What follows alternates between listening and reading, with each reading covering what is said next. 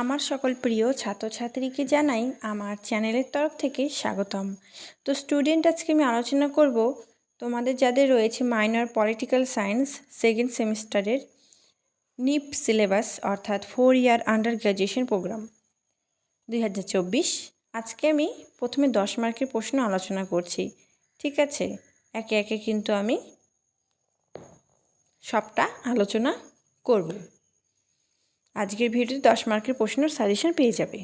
তো ভিডিওটি শুরু করার পূর্বে তোমাদের কাছে অনুরোধ, তোমরা অবশ্যই আমাদের এই চ্যানেলটি সাবস্ক্রাইব করে পাশে থাকবে, তাহলে নিত্য নতুন ভিডিও তুমি সকলের আগে পেয়ে যাবে। তো চলো শুরু করি। তোমরা খাতা কলম বের করো, আমি বলছি তোমরা কিন্তু লিখে নেবে, ঠিক আছে? তাহলে তোমাদের সুবিধা হবে। যেহেতু আমার বেশ কিছু সাবজেক্টের সাজেশন প্রোভাইড করতে হবে, সেক্ষেত্রে আমি স্ক্রিনে কিন্তু প্রশ্নগুলো দিতে পারছি না। তো তোমরা লিখে নাও, আমি ধীরগতিতে বলছি। রাষ্ট্রবিজ্ঞানের প্রকৃতি ও পরিধি আলোচনা করো।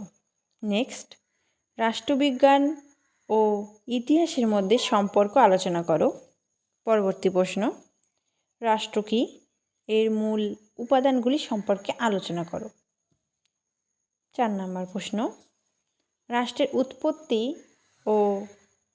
উৎপত্তি সম্পর্কে সামাজিক বিবর্তনবাদ বা ঐতিহাসিক মতবাদ সম্পর্কে যা জানো লেখো। মার্কসিওরা একটু দেখে যাবে, ঠিক আছে? 5 নম্বরে লিখবে সাম্যের সংজ্ঞা এবং প্রকৃতি। পরবর্তী, স্বাধীনতার সংজ্ঞা দাও। স্বাধীনতার ইতিবাচক ও নেতিবাচক অর্থে স্বরূপ বর্ণনা করো। নেক্সট, উদারনীতিবাদ কাকে বলে? উদারনীতিবাদের বৈশিষ্ট্য উল্লেখ করো। জাতীয়তাবাদের বৈশিষ্ট্য। মার্ক্সের শ্রেণী সংগ্রামের ধারণাটি ব্যাখ্যা করো।